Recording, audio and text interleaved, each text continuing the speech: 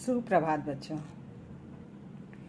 Class 10th के चौथे अध्याय को हम लोग पढ़ रहे हैं। पिछले क्लास में हम लोगों ने पाठ 4 की शुरुआत कर दी थी। पाठ 4 है पर्वत प्रदेश में पावस, पद्य खंड का चौथा अध्याय। वैसे तो हम किताब में देखेंगे तो मनुष्यता है, लेकिन हम लोगों के फर्स्ट टर्म में पर्वत प्रदेश में पावस है। तो पाठ के हिसाब से ये पांचवें नंबर पर है, लेकिन सिलेबस के अनुसार ये चौथे नंबर पे है। तो पर्वत प्रदेश में पावस की शुरुआत हम लोगों ने कर दी थी, और इसके जो रचनाकार हैं सुमित्रा नंदन पंत, जिसकी चर्चा पहले हो चुकी है, कि जिन्हें प्रकृति के कुशल चितेरे के नाम से जाना जाता है, प्रकृति के सुकुमार कवि के नाम से जाना जाता है। छायावाद के 4 स्तंभों में से एक, छायावाद के बारे में हमने बताया था कि छायावाद में कल्पना की प्रधानता होती है। ठीक है, तो सुमित्रा नंदन पंत जो हैं वो उत्तर प्रदेश के अल्मोड़ा के रहने वाले हैं, जहाँ के प्राकृतिक सौंदर्य का वर्णन उन्होंने किया है। और इस पाठ में पर्वतीय क्षेत्र में होने वाले वर्षा ऋतु का वर्णन किया है। कैसे वर्षा ऋतु होती है? वर्षा ऋतु होती तो सब जगह है, लेकिन पर्वतीय क्षेत्र में जो बारिश होती है उसका बहुत ही अनूठा वर्णन उन्होंने किया है, क्योंकि वो जब जहाँ रहते हैं वो जगह वैसे ही पहाड़ी क्षेत्र है, और पहाड़ जो है वो कहीं ऊपर कहीं नीचे ऐसे करके है।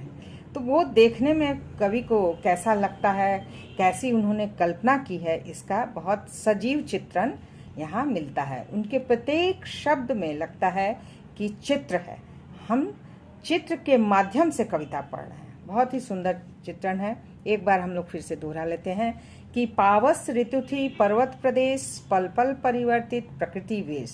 पावस ऋतु किसे कहा गया है? वर्षा ऋतु को। तो पर्वतीय प्रदेश में वर्षा ऋतु, बारिश हो रही है, और किस प्रकार प्रकृति जो है अपने वेश, अपने रूप को वो पल पल परिवर्तित करती जा रही है। ठीक है। मेखलाकार पर्वत अपार, अपने सहस्त्र सुमन फाड़। मेखलाकार हमने पिछले क्लास में बताया था कि पहाड़ जो है मेखलाकार, थोड़ा ऊपर फिर नीचे फिर ऊपर ऐसे करके है, ऐसे। ठीक है।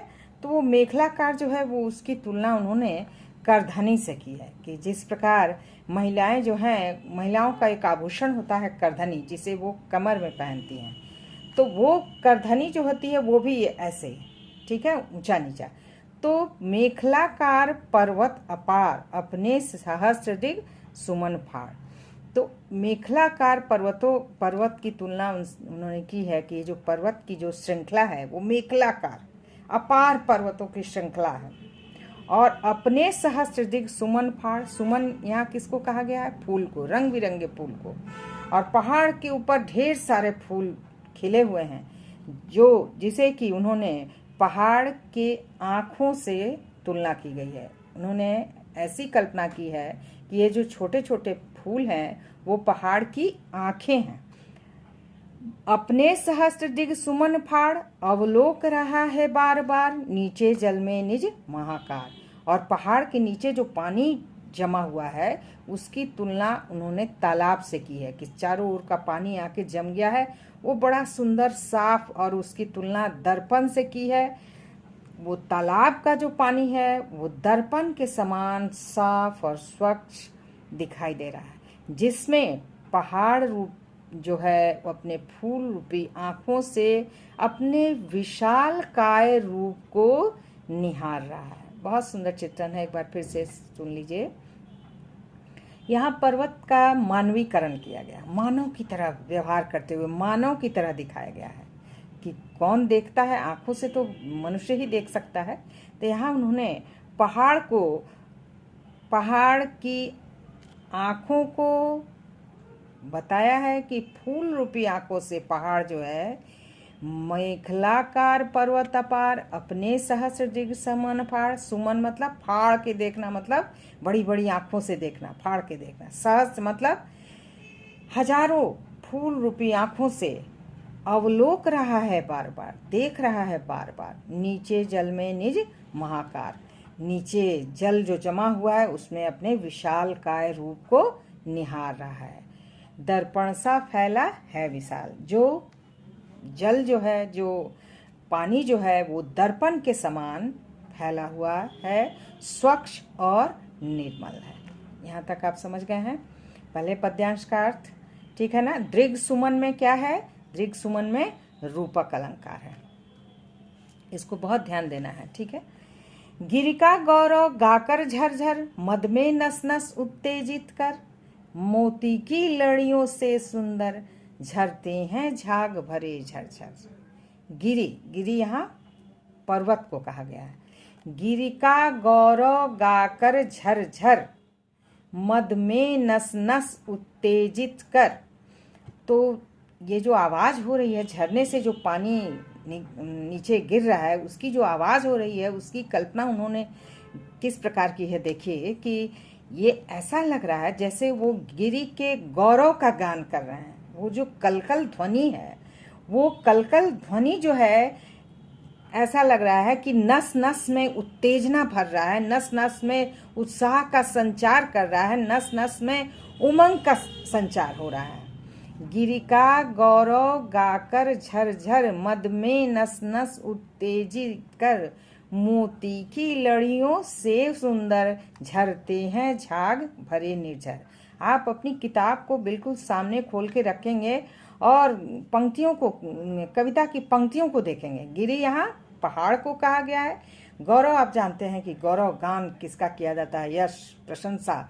तो ऐसा झरने से जो आवाज आ रही है, कवि ने उसकी कल्पना की है कि ये झरने की आवाज से ऐसा प्रतीत हो रहा है जैसे ये पहाड़ के गौरव का गान हो रहा है, और वो उस आवाज से मद में नस नस उत्तेजित, और वो आवाज जो है वो नस नस को उत्तेजित कर रहा है, उमंग भर रहा है, उत्साह भर रहा है, ठीक है।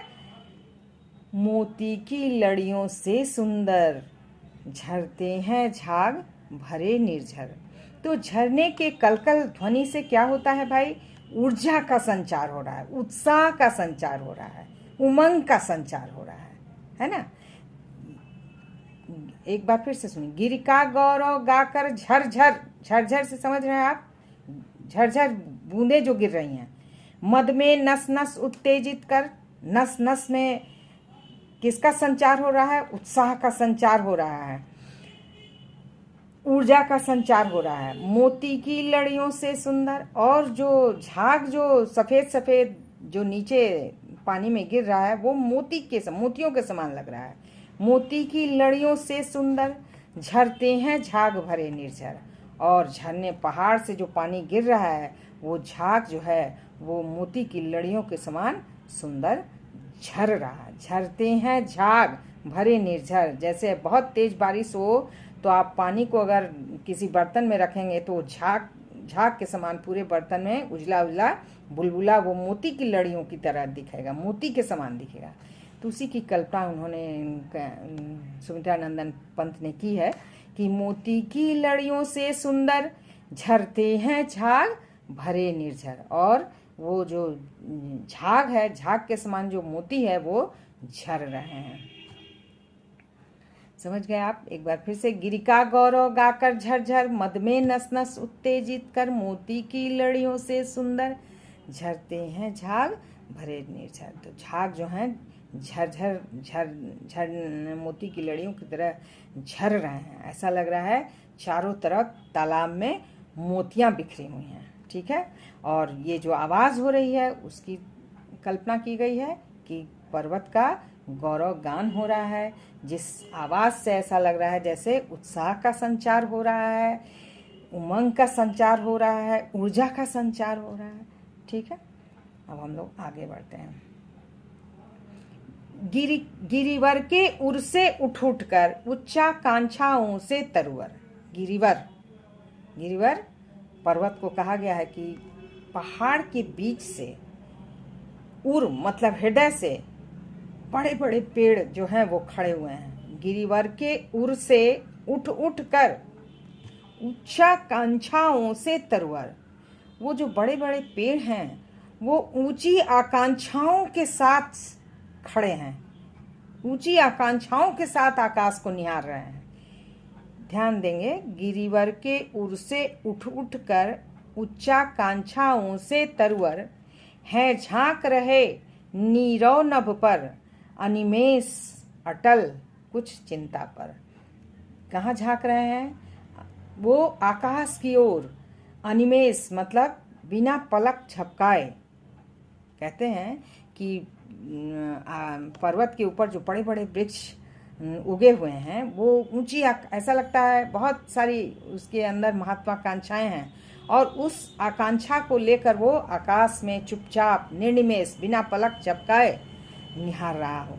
उच्चाकांक्षाओं से तरुवर हैं झांक रहे नीरव नभ पर। नीरव शांत नभ आकाश को, शांत आकाश को झांक रहे हैं। अनिमेष अटल कुछ चिंता पर। अनिमेष मतलब बिना पलक झपकाए, अटल, जिसे टाला ना जा सके। कुछ चिंता पर, कुछ चिंतित होकर वो अपनी ऊंची आकांक्षाओं के साथ कुछ चिंतित होकर वो आसमान की ओर देख रहे हैं। ठीक है, इतनी बात समझ में आ गई। अब हम लोग आगे बढ़ते हैं। पंक्तियों को बहुत ध्यान से देखना है, किताब की पंक्तियों को ध्यान से देखना है, किताब में जो भी कविता की पंक्ति है। अब मौसम के, बारिश के रौद्र रूप का इस पद्यांश में वर्णन है कि उड़ गया अचानक लो भूधर। यहाँ पर्वत के कई पर्यायवाची आपको मिलेंगे, ठीक है ना। गिरी मिल रहा है, भूधर जिसको पर्वत कहते हैं, भूधर मतलब। तो कभी कभी अचानक पर्वतीय प्रदेश में क्या होता है कि कभी कभी बहुत तेज बारिश होने लगती है। तो बहुत तेज बारिश होने से क्या होता है, उड़ गया अचानक लो भूधर। लगता है कि पर्वत कहीं छुप गया, धंस गया। इतनी तेज बारिश हो रही है कि कुछ दिखाई नहीं पड़ता है। फड़का अपार पारद के पर, और अचानक आकाश में पारे के समान कुछ चमक गया। ठीक है, रव शेष रह गए हैं निर्झर। और क्या निर्झर, क्या आवाज हो रही है? रव मतलब आवाज, सिर्फ आवाज सुनाई दे रही है, सिर्फ झरने की आवाज सुनाई दे रही है, कुछ दिखाई नहीं दे रहा है। इतनी तेज बारिश हो रही है कि उस बारिश में बड़े बड़े पर्वत दिखाई नहीं दे रहे हैं, सिर्फ धुआं ही धुआं दिखाई दे रहा है और आवाज सुनाई पड़ रहा है। रव शेष रह गए हैं निर्झर, है टूट पड़ा भू पर अंबर। ऐसा लगता है आकाश जो है वो टूट के जमीन में आ पड़ा हो। अंबर, यहाँ आकाश को है टूट पड़ा भू पर अंबर। भू मतलब जमीन पर लगता है आकाश टूट के आके गिर पड़ा हो। इतनी तेज बारिश, बादल गरजने की आवाज़ आ रही है। कभी बादल बहुत काला हो जाता है और इतनी तेज बारिश होती है। हम और आप भी कभी कभी देखते होंगे। ऐसी बारिश तो हम लोग कम देखते हैं, लेकिन जो पर्वतीय प्रदेश का जो उन्होंने वर्णन किया, वहाँ बारिश ऐसी ही होती होगी कि पहाड़ भी दिखाई नहीं देता है। और कभी कभी इधर भी बारिश होती है उतनी कि कभी कभी लगेगा कि कुछ सामने दिखाई नहीं दे रहा है, बिल्कुल बारिश ही बारिश दिखाई दे रही है। तो उन्होंने कल्पना की है कि लगता है कि आकाश से जो है वो आकाश जो है वो टूट के आके जमीन पे गिर पड़ा हो। फिर से सुनेंगे। उड़ गया अचानक लो भूधर। किसका वर्णन किया है? बरसात, बारिश के रौद्र रूप का वर्णन किया है उन्होंने कि इतनी तेज बारिश हो रही है कि लगता है कि आकाश में अचानक तेज पारे के समान कुछ चमका, बादल चमका। रव शेष रह गए हैं निर्झर, और सिर्फ आवाज शेष रह गया है। निर्झर पानी की, बारिश की बूंदों की जो आवाज हो रही है, तेज बारिश की आवाज बस सुनाई दे रही है। है टूट पड़ा भू पर अंबर। ऐसा लगता है जैसे भू पर, धरती पर अंबर जो है वो टूट पड़ा है। धस गए धरा में सब है साल। और साल का एक वृक्ष होता है, बहुत बड़ा होता है, वो भी इस तेज बारिश के कारण ऐसा लगता है सब है, मतलब डर के मारे वो भी धरती के अंदर समा गया है, वो भी छुप गया है। धस गए धरा में, धरा पृथ्वी को कहा गया है। सब है साल उठ रहा धुआं जल गया ताल। ऐसा लगता है तालाब जो है वो जल गया है, खत्म हो गया है और सिर्फ धुआं धुआं उठ रहा है। बहुत तेज बारिश जब कभी हो तो आप भी कुछ बर्तन लगा दीजिएगा और देखिएगा कि बारिश जो हो रही है तो सिर्फ धुआं के समान, बहुत तेज बारिश में धुआं धुआं और बुलबुले नीचे वो मोतियों के समान प्रतीत होते हैं। ठीक है। उठ रहा धुआं जल गया ताल, यूं जलद यान में विचर विचर था इंद्र खेलता इंद्रजाल। यूं जलद यान में ऐसा लगता है जैसे इंद्र जो है अपने यान, बादल रूपी यान में बैठकर जादूगरी दिखा रहा है। कभी बहुत तेज बादल, कभी घनघोर बारिश करवा रहे हैं इंद्र भगवान, तो कभी चारों ओर काला बादल छा दे रहे हैं। तो इस प्रकार इंद्र जो है वो कोई जादू दिखा रहे हैं, कोई खेल दिखा रहे हैं। किस पे बैठकर? तो बादल रूपी यान पर बैठकर वो जादूगरी दिखा रहे हैं इस पर्वतीय प्रदेश में। तो पर्वत प्रदेश में पावस जो हम लोग पढ़े हैं, जिसके प्रत्येक शब्द चित्रमय हैं और प्रत्येक पंक्ति को पढ़ के लगता है जैसे हम लोग सामने में उस बारिश का वर्णन देख रहे हैं, उस बारिश को देख रहे हैं।